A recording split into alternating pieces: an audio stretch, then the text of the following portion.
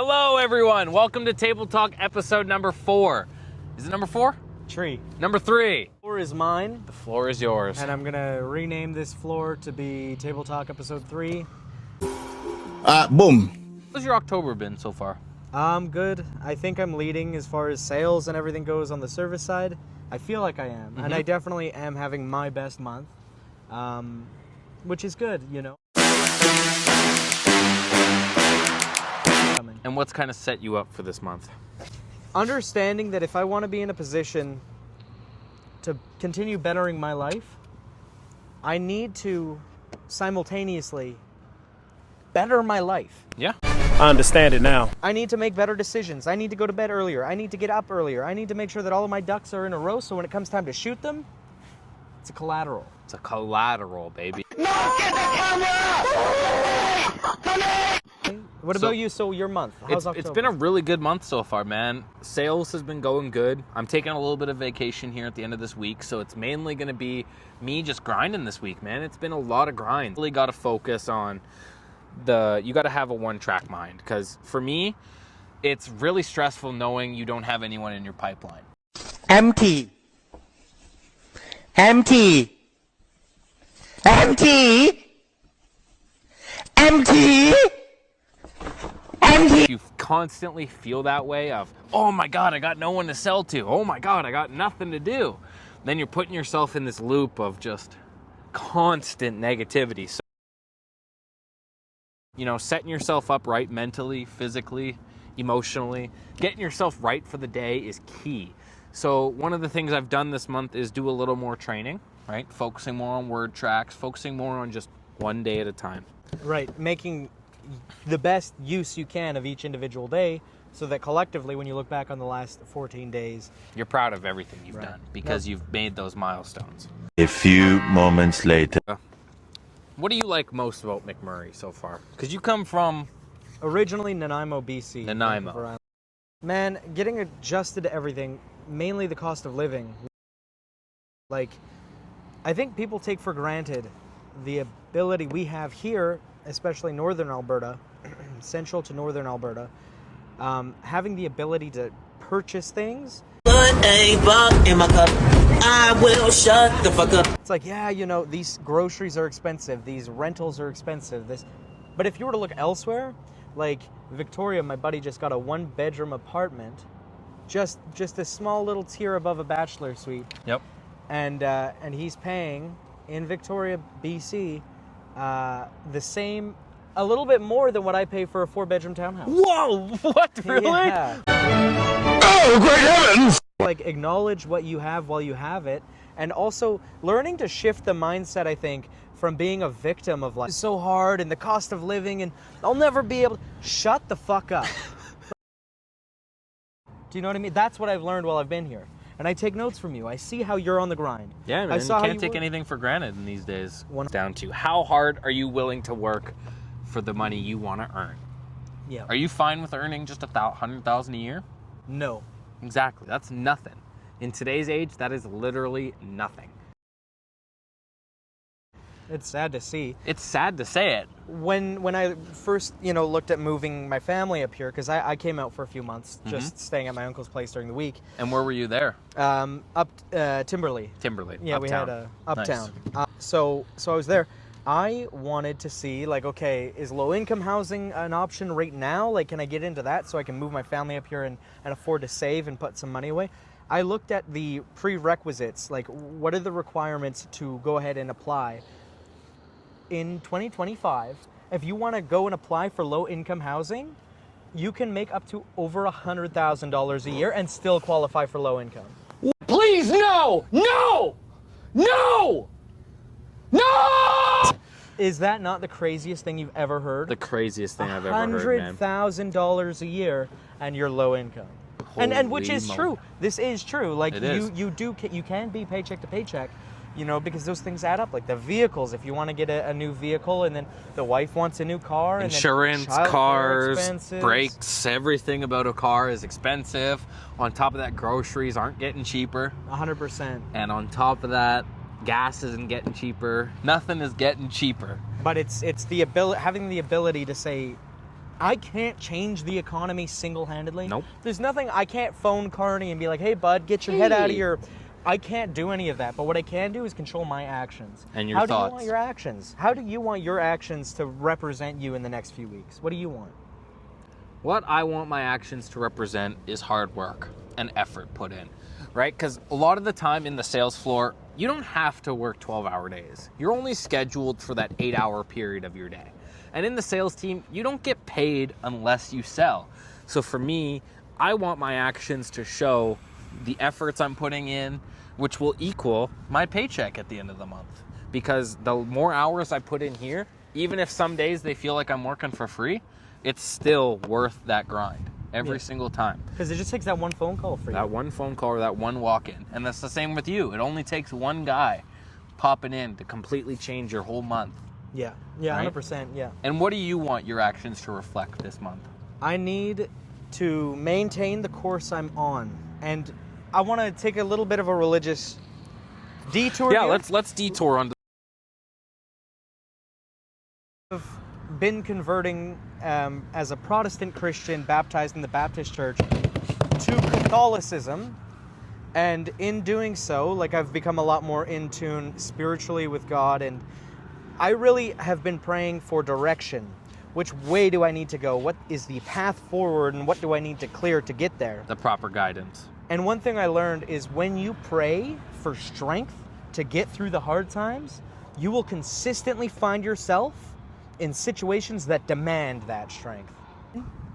Between being on a crusade and being a pacifist, but one of the scripture that comes to mind, one of the passages that Jesus said was when Peter sliced a man's ear off when they tried to apprehend the Christ.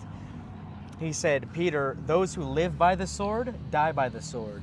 And you, as a Christian, you can almost get trapped into this loop of turning the other cheek, which again is a biblical understanding. But also, you do need to stand your ground and be firm in your faith. When Christ walked into the temple and saw that they were selling things and exchanging currency, he flipped the tables over and condemned them and said, this isn't right. This isn't the house of the Lord anymore. So trying to navigate all of that while praying for strength, while consistently being put in situations that let you down, that's what I've been learning. How to set yourself up to not get your hopes up, to not let yourself down. I like that. Setting yourself up with the hopes that are realistic. Yes. Through your faith, through your actions, through your beliefs, through everything. Those actions and those words, they help shape the way your month is projected. 100%. Just through your mindset. This is true. Walk me through. Yeah. What does your morning routine look like, specifically? So you got your alarm set for when? You do this when? Go So I wake up every morning around 6:30. I'm still working on a few habits as far as my morning routine because I get pretty bad at it. In the mornings, I'm really susceptible to just wanting to scroll on Instagram, scroll on YouTube, look at my feed on any social media feed, check views on our channel, all these things. I have the bad habit of doing so, but it's what I do. I wake up in the morning around 6:30. I snooze my alarm till about 7. I wake up at 7. I open my phone. I look through it for, 5-10 minutes, and then I'm off getting ready to get showered. Most mornings, I don't even leave myself enough time to eat breakfast, nothing, because I'm spent so much time on my fucking phone in the morning that I don't have any time for anything else. So that's one of the biggest things I'm going to work to shift this month, is slowly change the way my morning routine is. A lot of it is spent with useless shit. Just filler Shit.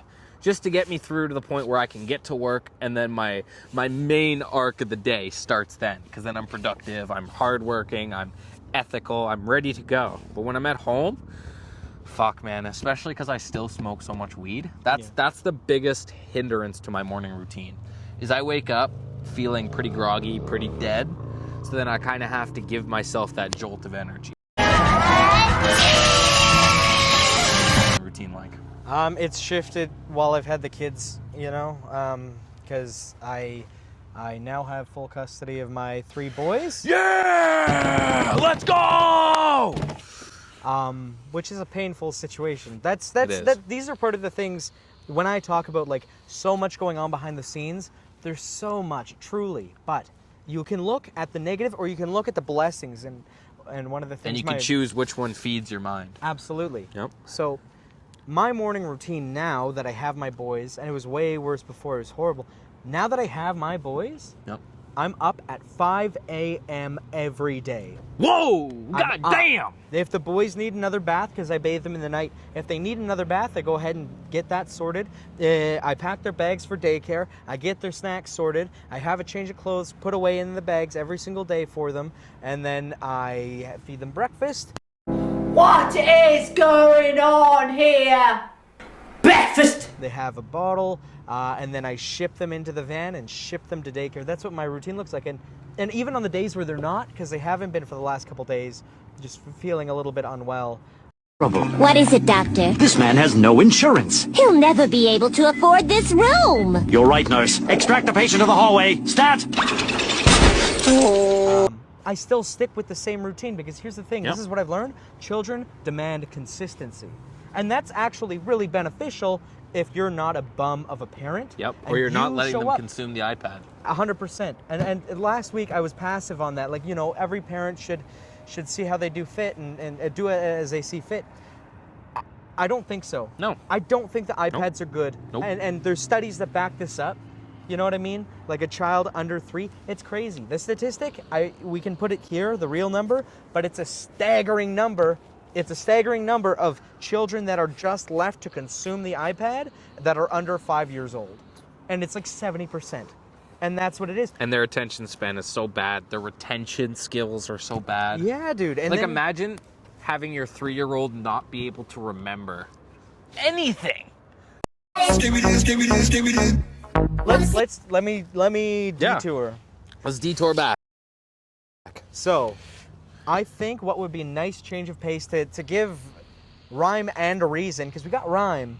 Let's give rhyme and reason to these table talks.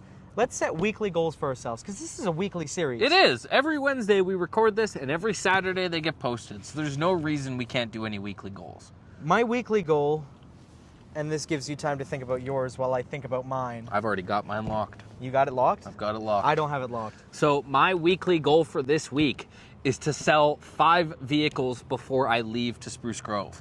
I've currently sold 2, and I'm on the pace to make it that 5. So let's see how it all unfolds. I'm gonna work my ass off every single day for the next 12 hours for the next today, tomorrow, and then Friday I leave. So if I can get at least 1 more, that gets me a little closer to that goal. And if I don't hit it, that's okay. Goals are not meant to always get you to that point. Because if you always fester in your mind, oh, I didn't hit my goal. Oh, I didn't hit my goal. Oh, shit. What am I going to do? This is perspective. It You is. look at that.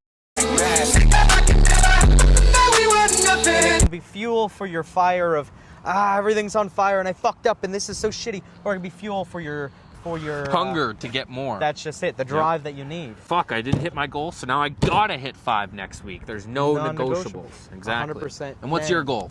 My goal, this is a bit of a different take. Yeah, let's see it. Because It could be personal, it could be anything. It's going to be personal. My work-related goal is to maintain the course I'm on. Maintain the course you're on. I am crushing it. Will not let up. That is a non-negotiable. However, my weekly goal this week, because I have a lot going on behind the scenes, I want to set up and execute going on a date with somebody I'm talking to. Yes! 100%. I want to make that happen. Yeah. I want to make that happen.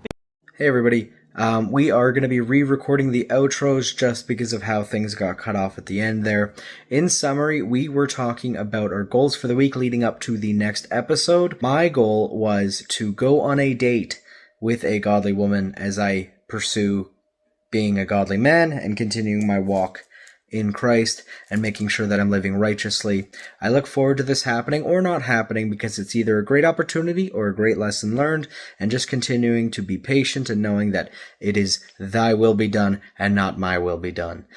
In other news, I wanted to continue to crush it at work, and I'm proud to say that the day after this episode was filmed, I was titled Service Advisor of the Month. And that means a lot to me because it shows me that the fruits of my labor are coming to light, and it feels fantastic, knowing that I will continue to work my butt off for my family and to make sure that I'm providing for them. I'm grateful to my family for being able to come and help me with my children because it makes things a little bit easier as it is flu season and they're not able to go to daycare full time at this point, just being home and unwell. So thank you for your support. Davidson, you said it perfect, my man. Always strive for greatness, and I love your goals always. My goal was to hit 5 sold vehicles before I hit my vacation. I didn't hit it, but I'm always thankful for the moments like this because now I'm down here, I'm with my family for Thanksgiving weekend. This is an eternal blessing that I couldn't ask for any more. Look how beautiful it is here. It's just so nice with all the colors and everything, and all my family members are going to be here. So that's what I'm grateful for, and I'm thankful for everyone who watched this video. Thank you so much. This was my editing style, so I hope you enjoyed.